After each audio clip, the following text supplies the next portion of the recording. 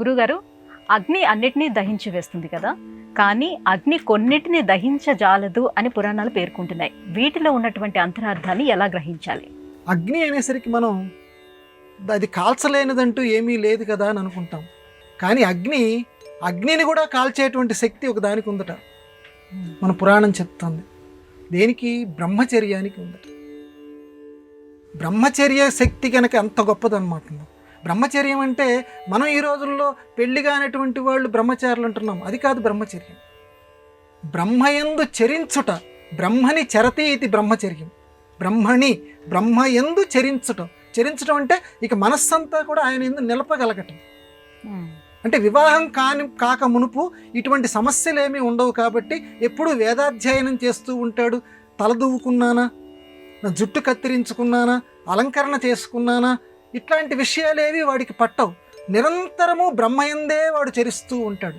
వాడికి అగ్నిని మించగలిగిన శక్తి, అగ్నినే కాల్చగలిగిన శక్తి ఉంటుందని చెప్పి మన పురాణం చెప్తుంది. ఎట్లా?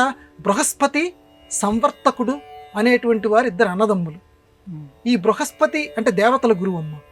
ఈ బృహస్పతి సంవర్తకుల్లో సంవర్తకుడు అనేటువంటి వాడు ఒకానొక సందర్భంలో ఒకానొక మహారాజుకి యజ్ఞం చేయించడానికి వెళ్ళిపోతాడు.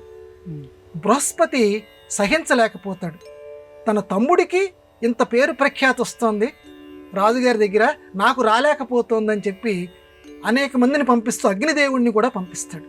అంటే అగ్ని కాల్చగలిగిందని చెప్తున్నాను. అగ్నిదేవుణ్ణి కూడా పంపించి, ఒరే నువ్వు వెళ్ళి బెదిరించు, తమ్ముడి దగ్గరికి వెళ్ళి ఆ రాజు నన్నే గురువు కింద పెట్టుకోమని చెప్పు, నా తమ్ముడిని గురువు కింద పెట్టుకోవద్దని చెప్పు, తమ్ముడిని ఈ యజ్ఞం చేయించవద్దని చెప్పు, నాకు అది అప్రతిష్ట అవుతోంది, నువ్వు వెళ్ళి బెదిరించరా, కాల్చిపడేసేస్తాను అని చెప్పిరా పో అన్నాడు. అగ్నిదేవుడు ఈ సంవర్తకుడి దగ్గరికి వచ్చాడు. అంటే బృహస్పతి తమ్ముడు, వాడు బ్రహ్మచారి. వాడి దగ్గరికి వచ్చి, మంచివాడిని చెప్తున్నాను విను, మీ అన్నగారు కూడా చెప్పమన్నారు, వెనక్కి తిరిగి వచ్చేసాయి, ఈ రాజుగారి దగ్గర యజ్ఞం జరిపిస్తానంటున్నావు, జరిపించకు, మీ అన్నగారికి కూడా అప్రతిష్ట వచ్చేస్తుంది, మాట ఇచ్చాను అంటాడు. మాట ఇచ్చాను, ఆయన చేత యజ్ఞం జరిపిస్తాను అన్నాను, జరిపించి తీరవలసిందే అంటాడు సంవర్తకుడు. ఏమిటయా మామూలుగా చెప్తుంటే నువ్వు వింటం లేదు, నిన్ను కాల్చి పడేస్తా, ఎవరిని అనుకుంటున్నావు నన్ను, అగ్ని బూడిదైపోతావు నువ్వు అనేసరికి ఒక నవ్వు నవ్వుతాడు సంవర్తకుడు. నన్ను కాలుస్తావా? నేను బ్రహ్మచర్య శక్తి కలిగినటువంటి వాణ్ణి, బ్రహ్మముయందు రమించేటువంటి శక్తి కలిగిన వాణ్ణి, బ్రహ్మముయందు ఆరాధించగలిగే శక్తి కలిగినవాడిని, నిన్ను కాల్చి పడేస్తా. చూడండి, ఈ మాట స్పష్టంగా రాశారు. నిన్ను కాల్చి పడేస్తా, జాగ్రత్త, నువ్వు వెళ్ళా ఇక్కడి నుంచి అనేసరికి వాడు వణికిపోతూ, అంటే అంత అగ్నిదేవుడు, అన్నిటినీ కాల్చిపడేసినటువంటి అగ్నిదేవుడు కూడా వణికిపోతూ ఈ దేవతల దగ్గరికి, ఆ ఇంద్రుడి దగ్గరికి, బృహస్పతి దగ్గరికి వస్తాడు. ఏమయ్యా నువ్వు బెదిరిపోయావేమిటి, వాడు కాలుస్తానంటే? నిజమేనాయన, ఏం చేయను మరి? లోకంలో బ్రహ్మచర్య శక్తి అంత గొప్పది, అందుకే బ్రహ్మచర్యం అనేది అంత గొప్పదమ్మా.